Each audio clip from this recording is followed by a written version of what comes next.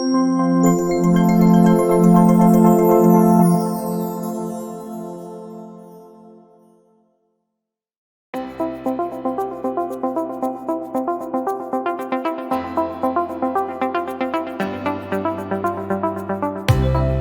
dirigé pendant 7 ans, de 2014 à 2021, l'ISST, l'Institut des sciences sociales du travail, qui est une composante interne de l'Université Paris 1 et dont la spécificité est de former des représentants syndicaux et des responsables syndicaux.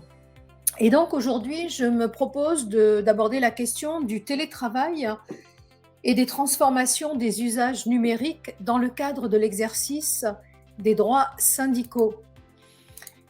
Donc je commencerai par quelques remarques préliminaires concernant le droit de se syndiquer et la liberté syndicale qui sont reconnus en France depuis l'après-guerre, donc 1946, au moment où la France se reconstruit après la Seconde Guerre mondiale. Et il y a une espèce de pacte social, d'accord, entre les différents partis politiques, avec les organisations syndicales, pour consacrer un certain nombre de droits sociaux, dont le droit de tout homme, nous dit le préambule de la Constitution de 1946, qui a toujours force juridique aujourd'hui. Donc on peut toujours s'appuyer, utiliser ce préambule de la Constitution de 1946, qui a la même valeur que la Constitution actuelle de 1958. Donc ce principe prévoit que tout homme peut défendre ses droits et ses intérêts par l'action syndicale et adhérer au syndicat de son choix. Il en résulte un certain nombre de conséquences. Le droit, par exemple, pour le syndicat de se constituer librement dans l'entreprise en créant une section syndicale qui voit le jour dans les années 60, en 1968. Et c'est cette section syndicale qui va s'implanter dans l'entreprise, qui va permettre à l'organisation syndicale d'avoir une existence pleine et entière dans l'entreprise et qui va aussi servir à diffuser un certain nombre d'informations syndicales dans l'entreprise. On est bien dans le cadre de l'entreprise. Donc, un certain nombre de conditions sur lesquelles je ne reviens pas, mais qui sont exposées ici, sont prévues pour créer une section syndicale. Ce qui est intéressant, c'est que le droit, plus précisément la jurisprudence, ne limite pas l'accès à l'outil numérique dans l'entreprise aux seules organisations syndicales représentatives, c'est-à-dire aux seules organisations qui ont obtenu un certain résultat aux élections professionnelles et qui leur permet d'avoir une reconnaissance de représentativité. La Cour de cassation élargit cet accès à l'information à toute organisation syndicale qui est présente dans l'entreprise. Le Code du travail, toujours dans ses remarques préliminaires, le Code du travail a prévu un certain nombre de dispositions à minima pour favoriser le droit à communication des informations syndicales. On va retrouver donc ces dispositions assez anciennes dans une section 4 du Code du travail, dans le deuxième livre du Code du travail, et qui prévoit donc les conditions dans lesquelles une organisation syndicale va pouvoir afficher et diffuser des communications syndicales. Ce qui est intéressant encore une fois, c'est que ce droit a été pensé pour diffuser une information dans l'enceinte de l'entreprise. Alors, on voit en même temps la difficulté à l'ère du numérique, comment cette information va pouvoir être diffusée lorsque les travailleurs seront en télétravail. Donc ça, c'est une des questions sur laquelle je reviendrai un petit peu plus tard. Le Code du travail a également régi les modalités, c'est-à-dire la façon dont le droit à l'information va s'exercer au sein de l'entreprise. Donc, il est prévu que les organisations syndicales puissent communiquer des informations sur des panneaux qui sont installés par l'employeur, mis à disposition des organisations syndicales, donc quelles qu'elles soient, représentatives ou non représentatives, dès lors qu'elles sont implantées dans l'entreprise. Également, À côté de l'affichage, on a une autre modalité de communication d'informations par l'organisation syndicale, c'est la diffusion de publications et de tracts syndicaux aux travailleurs de l'entreprise, dans l'enceinte de l'entreprise, aux heures d'entrée et de sortie du travail. Alors, l'utilisation du numérique pour diffuser les informations syndicales va évidemment transformer cette façon de faire des organisations syndicales qui est ancienne, mais qui s'appuie essentiellement sur un support papier. Alors, cette prise en compte, on le voit, est relativement récente au regard du numérique, hein, puisque la première loi qui va traiter de ce sujet date de 2004, hein, et elle prévoit que l'intranet de l'entreprise ou la messagerie électronique de l'entreprise peut être utilisée par une organisation syndicale, mais il faut à l'époque, qu'un accord d'entreprise soit signé. Et puis en 2016, la loi ouvre beaucoup plus largement la possibilité pour une organisation syndicale de diffuser une information par la voie du numérique, puisque la loi du 8 août 2016 comporte un titre 3 qui est très explicite dans son intitulé, puisqu'il vise à construire les bases d'un nouveau modèle social à l'ère du numérique.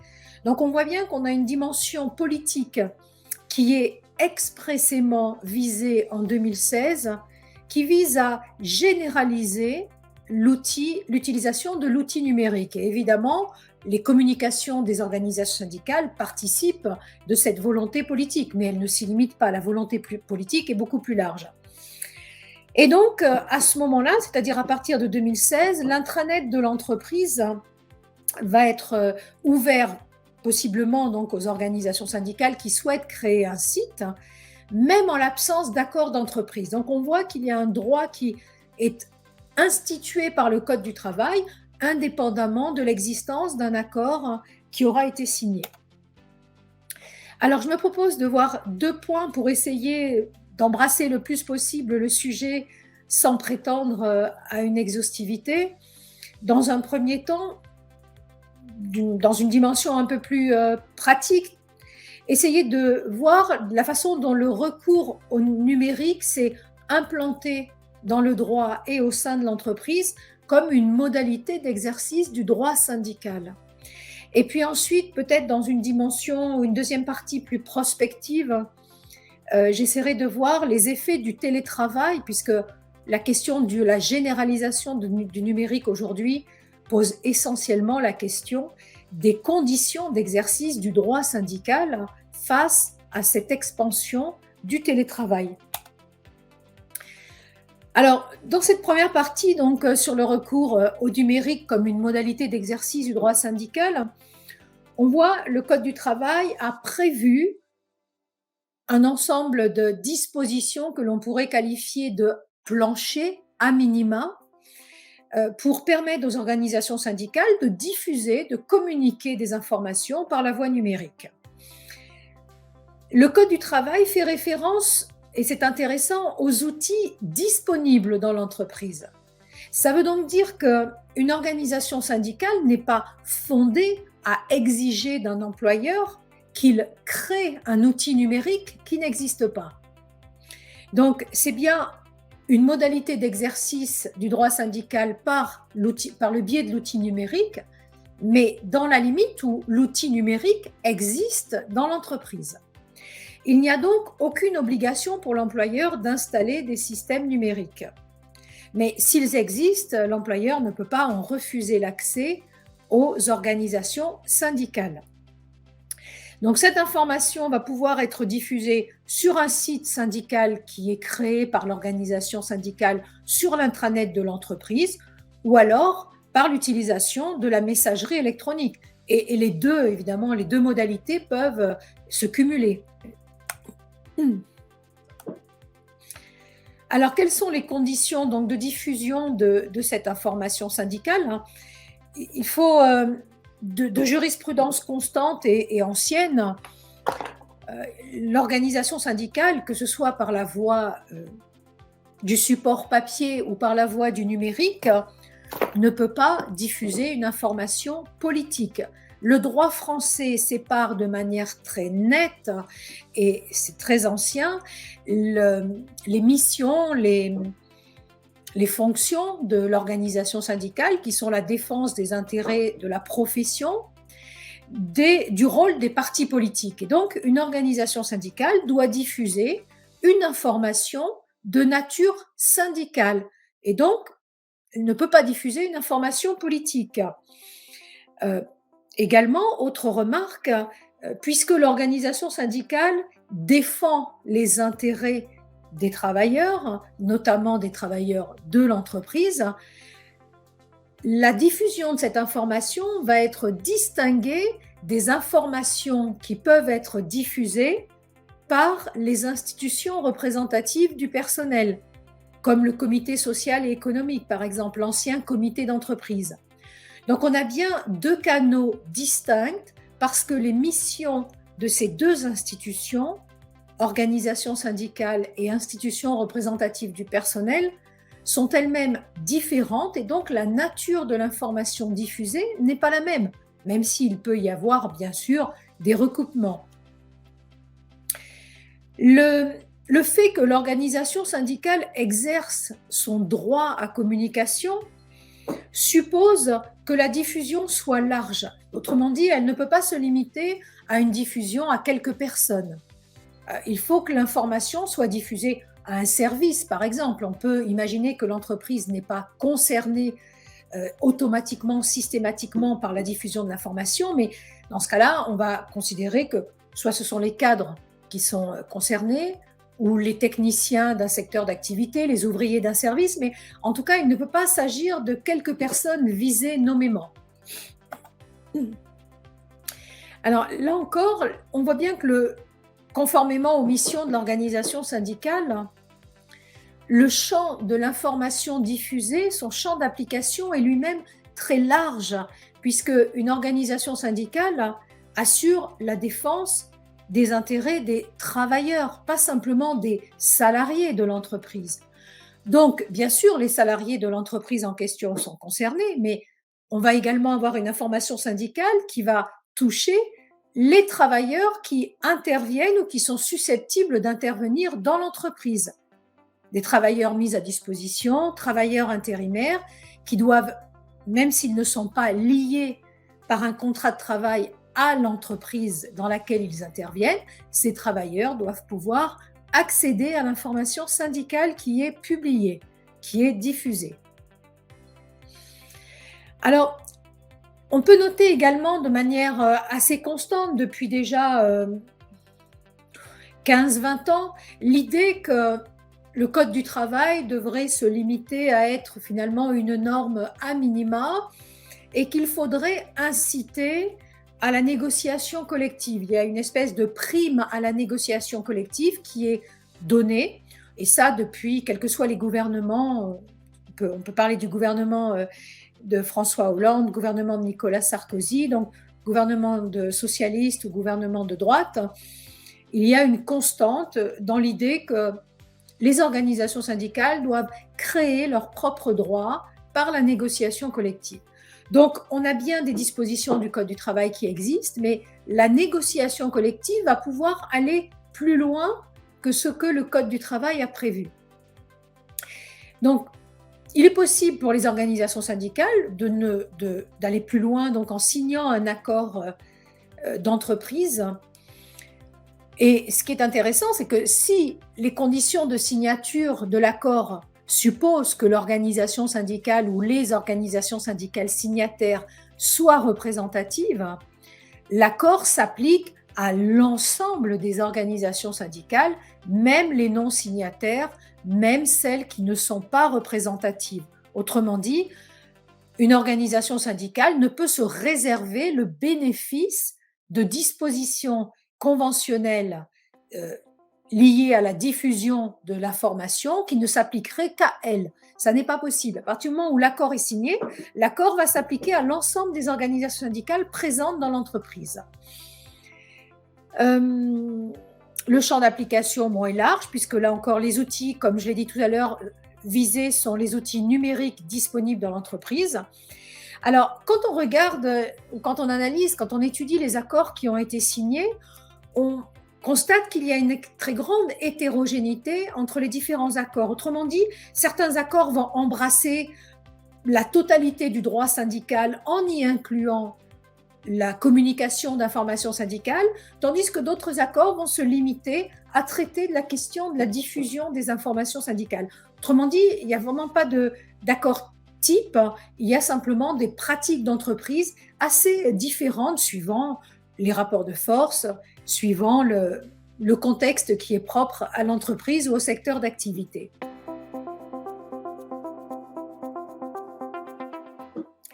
Donc, par exemple, l'accord Thales, qui est un grand groupe, en 2017, ne traite que de l'usage des outils numériques. Donc, on a un accord spécifique qui va décliner l'usage des outils numériques par les organisations syndicales.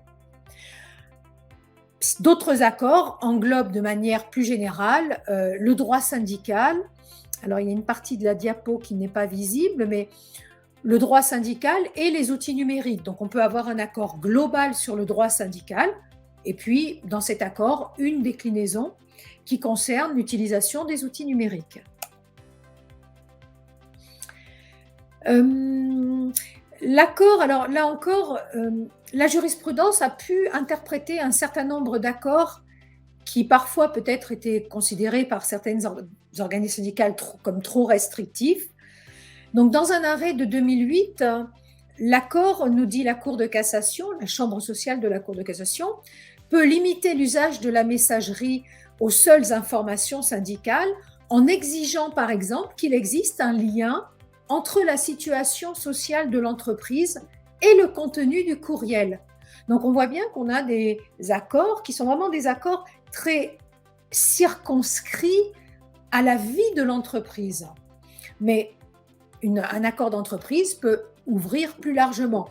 En tout cas, les accords d'entreprise qui limitent la nature de la diffusion de l'information à l'entreprise, à la situation sociale de l'entreprise, ces accords ont été jugés par la Chambre sociale de la Cour de cassation comme légaux, ils n'entravent pas le droit syndical, ils ne contreviennent pas aux dispositions du Code du travail.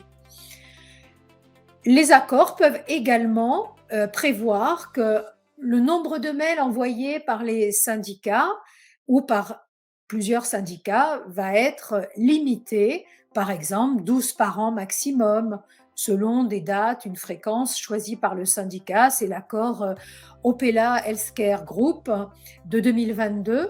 Donc là, un accord peut tout à fait limiter 2 messages par mois maximum pour un salarié.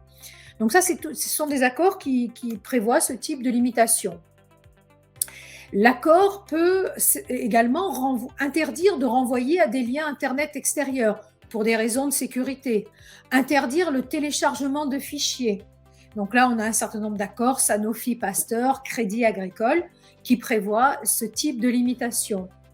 Également, interdire les envois en masse de messages au personnel de l'entreprise et limiter leur utilisation à l'échange d'informations entre les élus et la direction. Encore, on a un certain nombre de dispositions qui sont limitatives, qui sont prévues par certains accords. Avec un arrêt de 2017 de la Chambre sociale de la Cour de cassation qui est assez intéressant puisque la Cour de cassation valide le fait que le représentant syndical qui n'avait pas respecté les dispositions de l'accord puisse être sanctionné, par exemple, par la fermeture de sa messagerie pour une durée de 30 jours. Alors, la durée est limitée, on n'aurait pas pu avoir une fermeture de messagerie définitive ou pour une durée trop longue. Là, on voit qu'on est quand même dans une durée extrêmement limitée. Mais donc, il y a un contrôle qui est réalisé par l'entreprise au travers des accords notamment qui sont signés, des conditions d'exercice de la diffusion de l'information syndicale dans l'entreprise. À défaut d'accord, et c'est là où c'est intéressant, à défaut d'accord, les dispositions du Code du travail vont s'appliquer, mais elles vont s'appliquer en étant plus restrictives que ce qu'un accord aurait pu prévoir. Alors, on a des conditions assez classiques concernant les organisations syndicales, ça j'y passe parce que c'est pas le plus intéressant peut-être ou le plus important. Mais concernant les modalités de diffusion, le Code du travail a prévu des dispositions plus restreintes que s'il existait un accord. Par exemple, le Code du travail vise les publications, les tracts, et non plus seulement les informations syndicales. Donc on peut penser qu'à défaut d'accord, on doit se limiter aux publications et aux tracts. Alors, il faudrait voir des cas peut-être de jurisprudence ou concrètement, là où les informations syndicales peuvent viser un champ d'application plus large que des publications, mais on voit bien qu'on a un terme générique ici, information syndicale, qui est plus large potentiellement que les publications et les tracts. Le Code du travail nous dit également que les informations vont être accessibles sur un site syndical à partir de l'intranet de l'entreprise lorsqu'il existe. L'accès au seul intranet et non à la messagerie électronique demeure soumise à l'existence d'un accord collectif. C'est-à-dire que la messagerie électronique est plus largement ouverte. L'accès au seul intranet va être conditionné par l'existence d'un accord collectif. Donc on voit bien que là encore, la possibilité pour l'organisation syndicale de diffuser une information de manière beaucoup plus large via un site qu'elle aurait créé sur le site intranet de l'entreprise va nécessiter la signature d'un accord collectif. À défaut, la communication se fera par la messagerie électronique. Alors, toujours dans les conditions mises en œuvre, le Code du travail nous prévoit que l'utilisation des outils numériques doit être compatible avec les exigences de bon fonctionnement et de sécurité du réseau informatique de l'entreprise et ne pas avoir de conséquences préjudiciables à la bonne marche de l'entreprise. Par exemple, des informations, nous dit la Chambre sociale de la Cour de cassation en 2008, des informations confidentielles qui figurent sur un site internet créé par le syndicat et qui sont accessibles à tous, notamment aux concurrents et aux clients. Ce type d'information peut avoir des conséquences préjudiciables pour l'entreprise et donc ne doit pas figurer sur l'intranet de l'entreprise. Le Code du travail prévoit également que le salarié doit pouvoir avoir le choix de ne pas recevoir ou de recevoir des messages de l'organisation syndicale. Donc il y a une modalité de diffusion qui doit prévoir que le salarié peut refuser d'être contacté par l'organisation syndicale via sa messagerie électronique. Alors, en général, les accords, quand on analyse, j'ai analysé un certain nombre d'accords qui ont été signés, les accords prévoient en général la nomination par chaque organisation syndicale concernée d'un administrateur du site, autrement dit, d'une personne qui va être nommément désignée comme celle qui sera l'interlocuteur privilégié concernant le fonctionnement de ces sites. On a un certain nombre d'accords qui prévoient que la formation de cet administrateur sera prise en charge par l'entreprise. Là, c'est un point intéressant puisque l'entreprise a intérêt à avoir un interlocuteur unique, un interlocuteur formé et donc peut financer dans certains cas. C'est le cas de cet accord du 21 juin 2019 sur le cloud social au sein de l'ANRAS qui prévoit donc que la formation de l'administrateur du site syndical sera payée, financée par l'entreprise. L'accord peut préciser que la consultation du site par les salariés s'effectue pendant le temps de travail pour éviter peut-être le surcroît que représenterait une utilisation en dehors du temps de travail. Mais dès lors, c'est par exemple le même accord de 2019, dès lors qu'il y a une utilisation raisonnable et responsable de cet espace. Donc on voit bien que dans cette perspective qui reste quand même assez atypique au regard de l'ensemble des accords que j'ai pu analyser, dans cette perspective, la communication et les échanges qui peuvent être institués entre l'organisation syndicale et les travailleurs sont considérés comme une modalité d'exercice du travail, d'où le fait que ce soit réalisé sur le temps de travail. Toujours dans cette analyse des accords qui mettent en œuvre cette communication syndicale par la voie numérique, et toujours également dans l'idée qu'il existe une grande hétéronomie des accords signés, on peut distinguer entre les accords que j'ai qualifiés de restrictifs et les accords beaucoup plus larges, permissifs.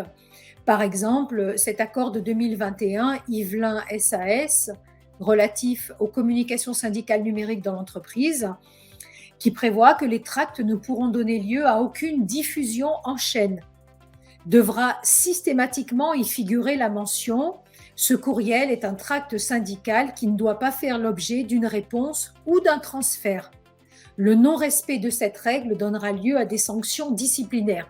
Donc là, on voit bien que, contrairement à l'accord précédemment cité de 2019, on voit bien qu'on n'est pas dans une logique d'interaction dans la mise en œuvre de la communication syndicale, mais plus dans une logique de communication unilatérale par l'organisation syndicale. Autre accord que j'ai qualifié de restrictif, donc de 2021, UGCAM Alsace, qui prévoit que donc la page Internet ne devra pas contenir de forums de discussion ou de liens vers un site extérieur qui n'aurait pas d'objet syndical.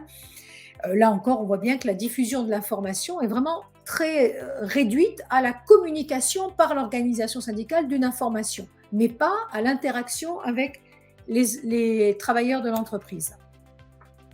L'accord Caisse d'épargne Hauts-de-France de 2019 également, qui prévoit que l'utilisation des ressources informatiques mises à disposition des organisations syndicales et du comité social et économique peut être analysée et contrôlée pour des nécessités strictes de maintenance, de gestion et de suivi ou de sécurité. Ce dans le respect de la législation applicable, notamment de la loi sur l'informatique et les libertés. Ce qui là pose quand même un vrai problème de confidentialité des informations diffusées par l'organisation syndicale. Et c'est vrai qu'on a du mal à saisir l'étendue du contrôle que l'entreprise peut exercer sur l'information syndicale diffusée. Là, ce qui peut être un accord problématique du point de vue du droit et de la liberté syndicale.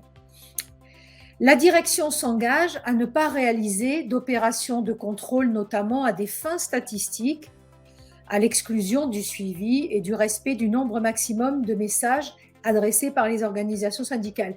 Et donc, la difficulté va être de savoir comment ce contrôle s'effectue sans que ce soit un contrôle sur la nature des informations diffusées et sur la confidentialité d'un certain nombre d'informations qui peuvent être diffusées par l'organisation syndicale. Confidentialité au sens où les travailleurs sont destinataires, mais pas l'ensemble du personnel de l'entreprise, pas les responsables, pas les dirigeants de l'entreprise. Dans ces accords restrictifs, un accord donc Sanofi-Pasteur de 2022, où là, les organisations syndicales s'engagent à communiquer à la direction 24 heures à l'avance les tracts qu'elles vont diffuser par le biais de la messagerie électronique. Là encore, ce qui du point de vue du droit pose un problème, puisque la communication syndicale, en tout cas quand elle s'exécute sous la forme d'une diffusion papier, n'a pas besoin de donner lieu à une communication préalable à l'entreprise. Donc on peut s'interroger sur le bien fondé, du point de vue de l'analyse juridique, de cette forme de contrôle a priori. En tout cas, l'article de l'accord est quand même trop large, me semble-t-il, au regard des finalités qui sont la libre communication de l'information par l'organisation syndicale. Ces modalités de contrôle demeurent trop floues. On ne sait pas de quelle manière elles vont être réalisées. Ce qui, de mon point de vue, cet article pose un problème du point de vue de sa légalité au regard du droit. Et puis, les accords, excusez-moi, plus permissifs, par exemple cet accord AREP de 2021, la direction autorise les organisations syndicales à créer et à exploiter un espace numérique d'information syndicale destiné à communiquer vers les salariés. Chaque organisation devra en gérer le contenu et pourra publier ses tracts et ses publications sur cet espace selon les mêmes modalités que pour les affichages papier dans les endroits prévus à cet effet. Donc là, on voit qu'on a une mise à disposition qui est extrêmement ouverte de la même manière que la diffusion papier pourrait être faite.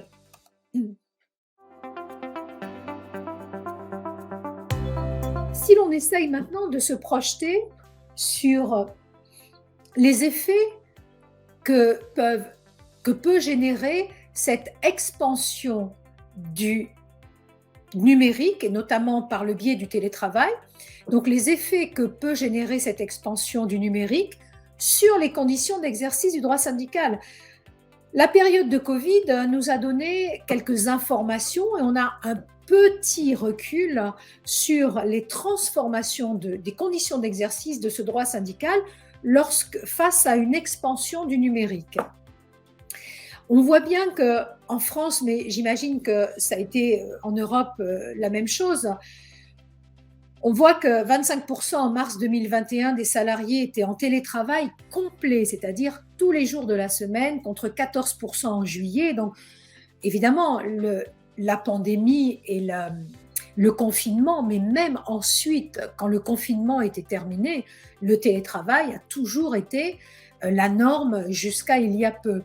Donc, il y a des habitudes qui se sont créées, des habitudes de télétravail qui concernent, on le voit dans ces données chiffrées en octobre 2021, 20% des salariés ont été au moins un jour en télétravail, et parmi ces 20%, 6% ont télétravaillé tous les jours de la semaine, ce qui représentait en octobre 2021 1% de l'ensemble des salariés. Donc on voit qu'il y a une banalisation du recours au télétravail.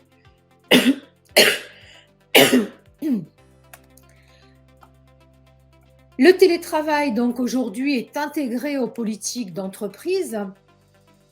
Pourquoi? Parce que le fait de n'avoir plus 100% de salariés sur le lieu de travail permet aux entreprises de diminuer leur surface, de vendre leurs locaux, de racheter des locaux plus petits, notamment en région parisienne. Et il y a un gain financier qui est loin d'être négligeable pour les entreprises. On voit également de plus en plus, notamment dans l'analyse des offres d'emploi vis-à-vis du public plus jeune qui entre sur le marché du travail, cette idée que le télétravail aujourd'hui est devenu une modalité de travail qui doit être proposée aux travailleurs pour attirer notamment les plus jeunes sur des postes. Donc il y a aussi de la part des jeunes travailleurs une demande aujourd'hui de télétravail. Et puis de télétravailler. Et puis les préoccupations environnementales qui restent quand même discutables puisque le travail à distance génère aussi une forme de pollution que l'on doit prendre en compte, mais beaucoup d'accords mettent en avant aussi l'idée que le fait pour les salariés de ne pas se déplacer ou de ne plus se déplacer autant vers l'entreprise permet donc de diminuer la pollution environnementale. Alors, face au télétravail, les outils de communication numérique qui ont été mis à disposition des salariés ont également été développés. On le voit dans l'accord AREP de 2021 où l'outil numérique est présenté comme une modalité d'accompagnement du télétravail. Donc, pour certaines entreprises, le télétravail ne peut pas être pleinement réalisé ou dans des conditions satisfaisantes s'il n'y a pas cet accompagnement et notamment cet accompagnement par le développement de la communication des organisations syndicales par la voie du numérique. Certains accords ont pris également en compte au travers de ce développement de la communication syndicale leur structuration très particulière, comme les ADAPI par exemple, les associations qui travaillent à l'aide pour des parents d'enfants en situation de handicap. Donc, ces associations sont éclatées sur le territoire et les accords qui sont signés, notamment celui de 2022, tiennent compte de cette spécificité propre au secteur d'activité qui connaît un nombre d'établissements très éclatés, très dispersés sur le territoire. Alors, quels sont les effets donc de ce télétravail sur les relations collectives de travail. Et évidemment, ces effets ont des incidences par ricochet sur les formes de communication et d'exercice du droit syndical. On constate qu'il existe une déconstruction des rapports collectifs de travail.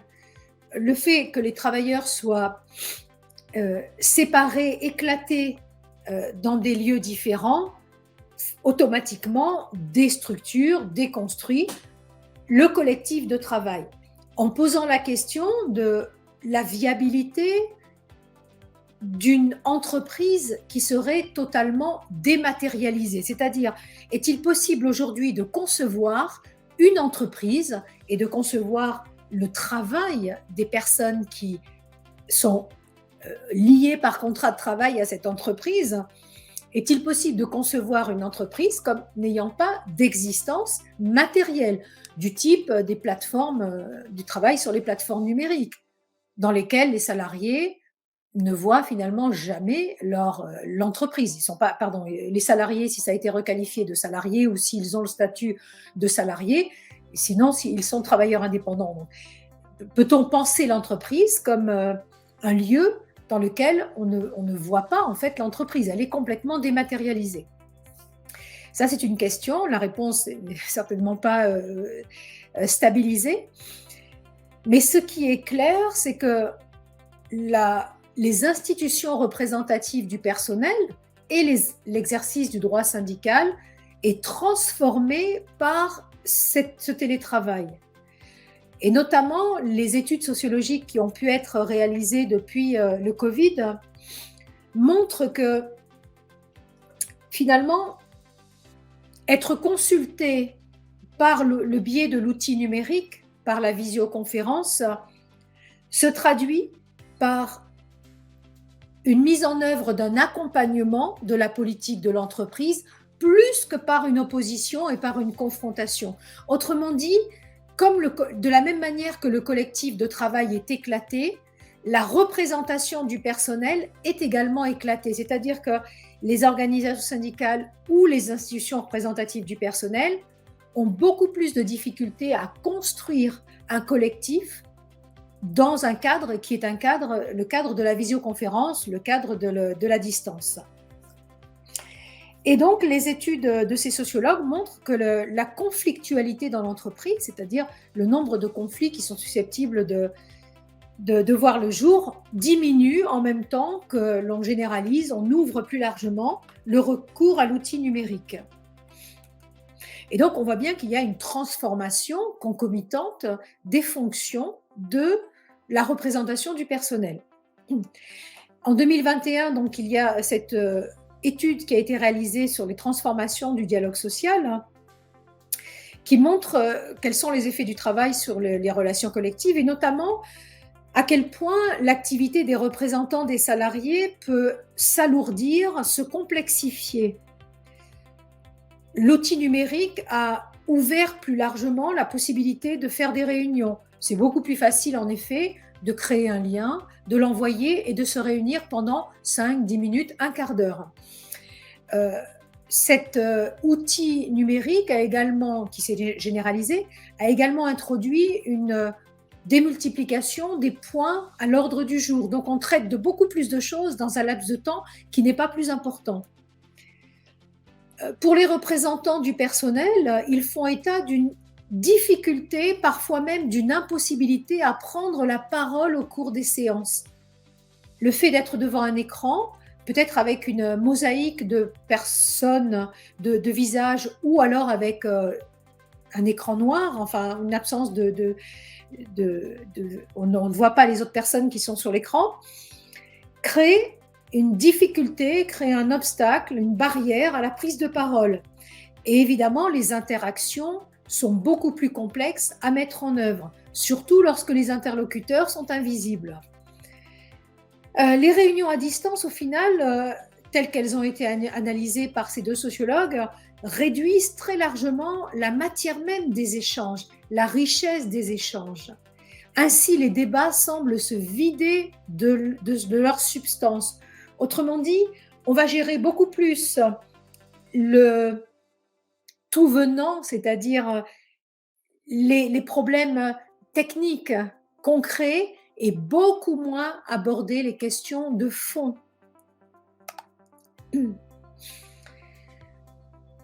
Alors cette distanciation entre les salariés et les représentants du personnel transforme également le travail syndical dès lors qu'il supprime les temps d'échange informels, ces interactions que le représentant syndical peut avoir dans l'entreprise, à la machine à café ou en se déplaçant dans un atelier par exemple.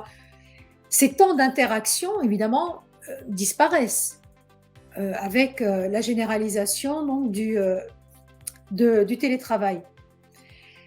Dans le même temps, les sociologues constatent également un renouvellement des modes de communication. Autrement dit, les réseaux sociaux sont beaucoup plus mobilisés puisqu'ils deviennent finalement l'outil principal de communication. Donc ces réseaux sociaux sont beaucoup plus mobilisés qu'ils ne l'étaient auparavant. Autrement dit, l'organisation syndicale s'adapte finalement et utilise les moyens à sa disposition. Alors, en conclusion, toujours en analysant les accords, on peut se poser la question de l'utilisation par les entreprises de l'outil numérique comme d'un moyen pour rendre attractif le mandat syndical. Si on se positionne donc dans une optique d'une entreprise qui a besoin d'une présence syndicale pour signer des accords, négocier des accords. Donc, on voit par exemple l'accord Steelcase SAS de 2018 qui finalement met en avant cette idée que les parties, donc les organisations syndicales signataires, l'entreprise, ont un attachement à la maturité du dialogue social et partagent le souhait d'insuffler un renouveau dans les modes de communication sociale et syndicale afin d'intéresser les salariés aux problématiques sociales de l'entreprise et susciter des vocations dans la représentation élue du personnel. Donc on voit bien que dans le préambule de cet accord est développée l'idée que le développement de l'outil numérique peut également favoriser des vocations, favoriser un engagement syndical. Et ça, c'est un point que je trouve tout à fait intéressant, même si je ne peux pas dire qu'il y ait beaucoup d'accords. J'en ai trouvé un, mais qui me paraît tout à fait intéressant. Deuxième remarque, on voit bien finalement au travers de l'analyse des accords signés que l'utilisation par les organisations syndicales et par l'entreprise elle-même de ces outils numériques dépend finalement de l'entreprise elle-même et plus largement du secteur d'activité. Est-ce qu'on est dans un secteur d'activité traditionnel, le bâtiment par exemple? On pourrait difficilement comparer les relations de travail et l'outil numérique dans le bâtiment ou dans les SS2I, donc dans tout ce qui est le conseil aux entreprises, l'aide à l'utilisation de l'informatique. Donc on voit bien qu'on a des secteurs d'activité qui sont très différents et donc l'appropriation de l'outil numérique par les entreprises et par l'organisation syndicale dépend bien évidemment des spécificités à la fois de l'entreprise et du secteur d'activité auquel appartient l'entreprise. Voilà, je vous remercie, j'espère que l'intervention a été à peu près claire et qu'en tout cas vous y trouverez un intérêt, autant que moi j'y ai trouvé un intérêt à travailler sur ce sujet. Je vous remercie.